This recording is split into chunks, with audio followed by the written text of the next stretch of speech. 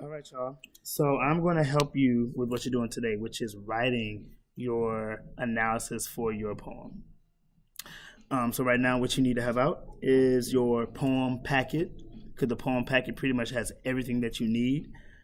It's also what you can write on to kind of like make shifts and mark. So have your poem packet out and have your notebook out because you're going to need that as well, because those two things are definitely important for this part of the paper.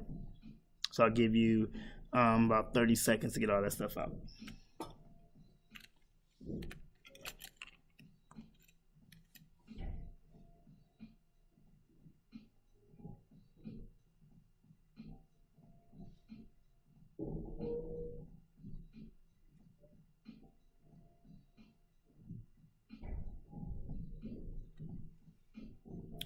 All right. So first thing we're going to do is start with the message or the interpretation. So take about 15-20 seconds now. Go to the page in your packet of the poem that you are going to use for this paper. Which poem are you using for this paper? Turn to that page now.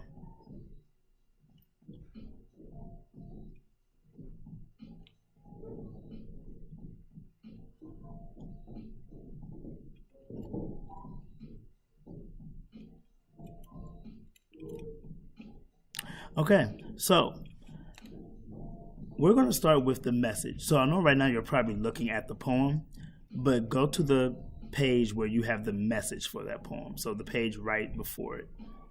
And you're going to look at the message. We're going to start there. So I'm using the same stems. And so this is my bad now. Take about 15 seconds if you need to find it, but take out your EOU analysis. Take out your EOU analysis.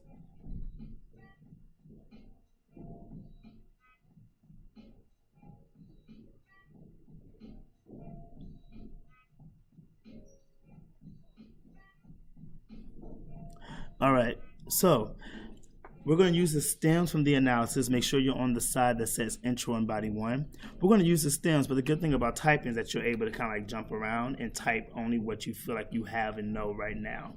So right now, all we have so far that we definitely know and can get typed out is the message. We know exactly what we want readers to take away from our poem. So we're going to start with that. So start with your message. And so this encouraged me to write the poem. I'm going to do Control U to underline punctuation. And I'm going to do Control U again to get rid of that. Now, if you do not have a title yet for your poem, just leave it blank, put a ... there, or you can just put like brackets and put title, do that, but do whatever you need to do. If you have a title, great, do what I just did. Control U, start typing your title, and then hit Control U again when you're done. And that way you have it underlined. If not, then just put the bracket in the title. Okay? So this encouraged me to write the poem Punctuation, which tells readers, comma, and quote. So now I'm going to type exactly what I wrote in the box where it says the message. That's what you're going to type here. So what exactly did you say you want people to know or understand from this poem? For me, I wanted readers to understand that as a black man, you have to fear for your life when around police officers. Period. End quote. So that's what I wrote there. All right. And so now I want to think about, well, what am I going to use in my poem to prove this message? What am I going to use? What concept? Is it going to be repetition? Is it metaphor? Is it simile? Is it alliteration? Is it imagery? Do I have a stanza where I can talk about what that stanza means and how that connects to it? But what two pieces of evidence in my poem am I going to use to prove this message? So right now, take some time, take about 30 seconds, look through your poem. So now go to the poem itself, look through the poem, put a star, highlight, do something. But what 2 pieces of evidence in that poem will you put in this paper to prove your message?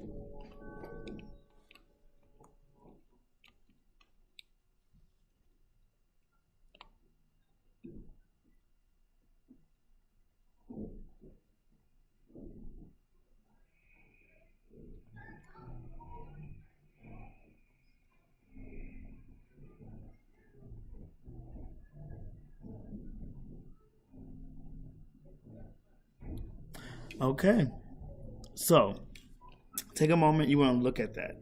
Look at your evidence.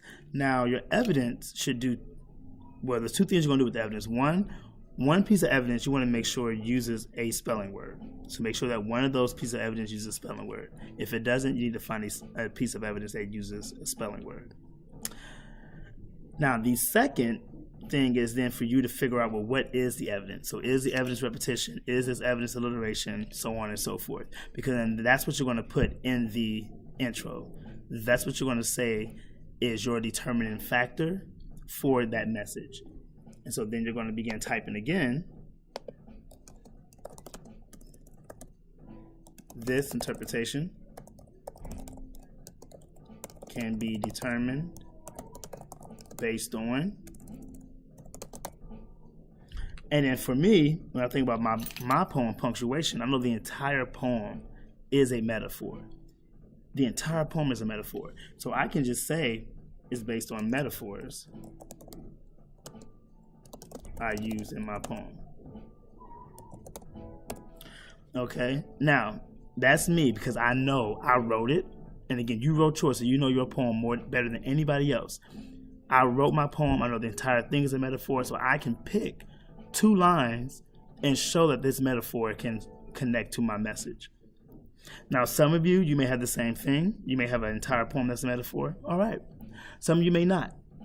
Some of you may have 1 metaphor and 1 alliteration. So you may say based on metaphors, a metaphor and alliteration. If you know your whole poem is nothing but alliteration, you can say based, or if you know you're going to use 2 examples of alliteration, you can just say based on alliteration. But whatever you have, you got to name both. You can also put, this is determined based on interpretations of stanzas. If you know you're going to just talk about what 2 different stanzas mean and how that meaning connects to your message overall, that's fine too. But you're going to write down exactly what it is, and you got to make sure that you have whatever you say is going to be broken up into 2 body paragraphs. You can also say just based on figurative language if you know it's going to be 2 different types of figurative language, and then just name the figurative language in the body paragraph. So this is the last part of the intro. So now I want to go back up to the top, and I want to begin typing up the beginning part.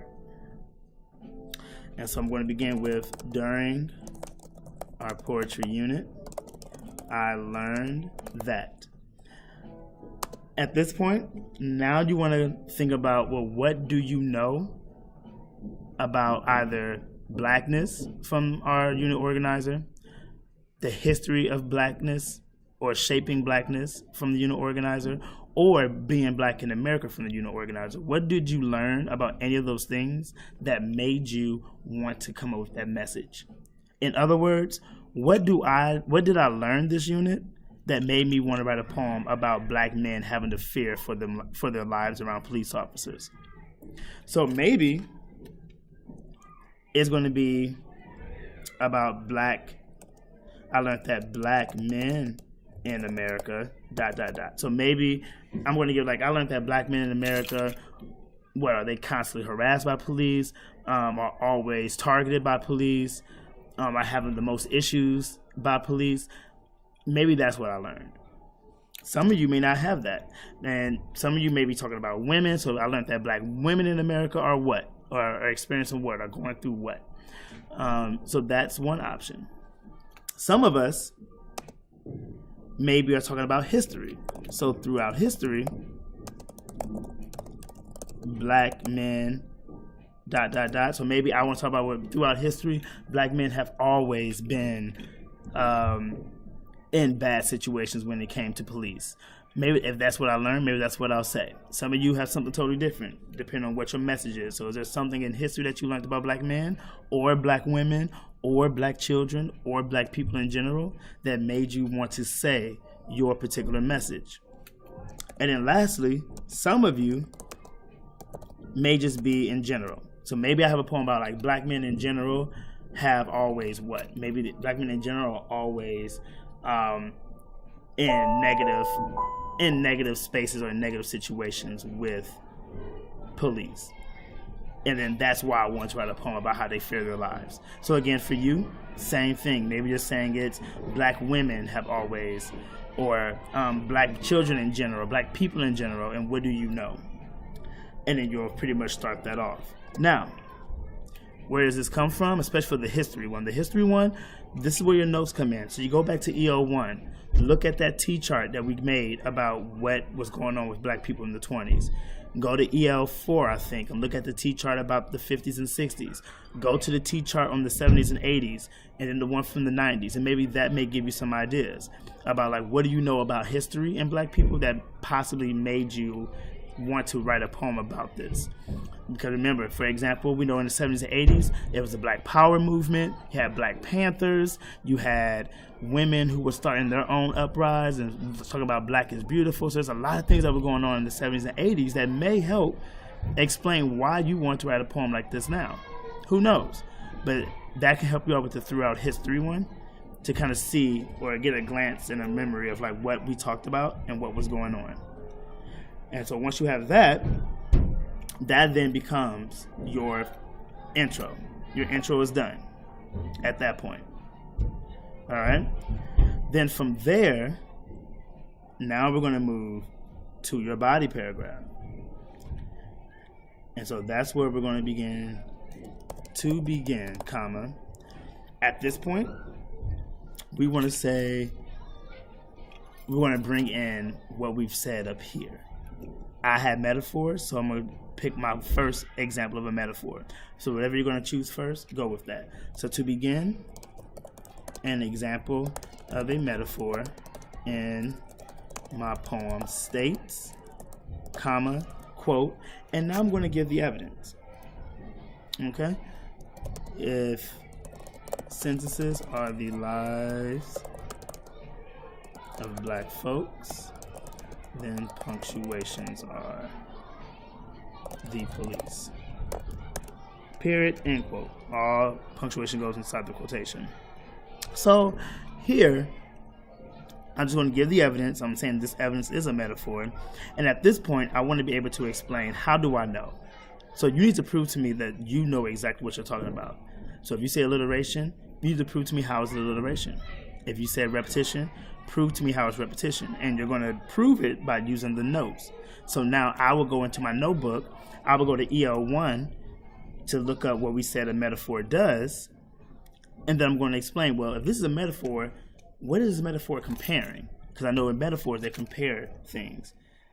And so the evidence is a metaphor because I am comparing black lives to a sentence, comma, and police to punctuation or to punctuation marks. Period. So this is me showing that I know what a metaphor is. And so same thing for you.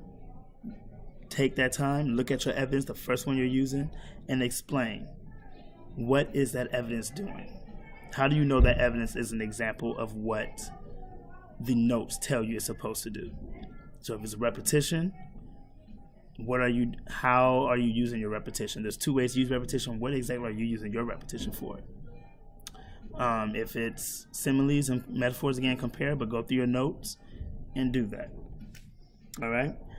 And then once you have that written out, that's when you now begin to connect this information or this particular evidence to your interpretation. So now, how does this sentence, this evidence here, how does this evidence here connect to my message here. And so, my thing is, maybe for me, I'm like, this connects to fear. This shows the fear. And so I'll start off with,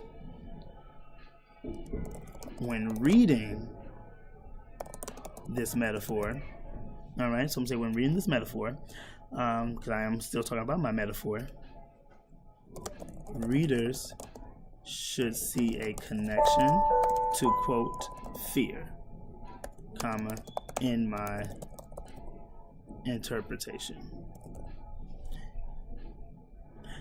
Because, and at that point, I am going to explain why.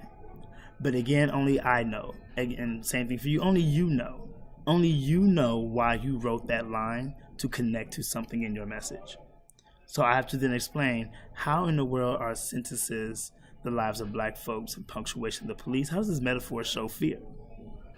And then I will explain my whole rationale, the fact of like, maybe for me, what do I mean when I say sentences and black lives? What do sentences do? And then what do punctuations do that make me say these punctuations are police? And I would explain that out. And then how both of those things show that this is why there's fear. This is why black men fear their life. And then I would then go ahead and do this again. So then I'll go right down to my next body paragraph, choose my second piece of evidence, same process. Except for me, I know my next one will also have to explain the meaning of my spelling words. So I make sure I have to put that in there too, as I'm explaining it. And that's pretty much it. So this is how the intro and body is. But if you got this part, the end should be rather smooth. Follow the stems, follow the breakdown of the each part, the brainstorming. Read it carefully and then go to the stems. And again, just type whatever comes to mind first, and then as we did with the intro, go back and fill in the beginning once you have a clear understanding for that.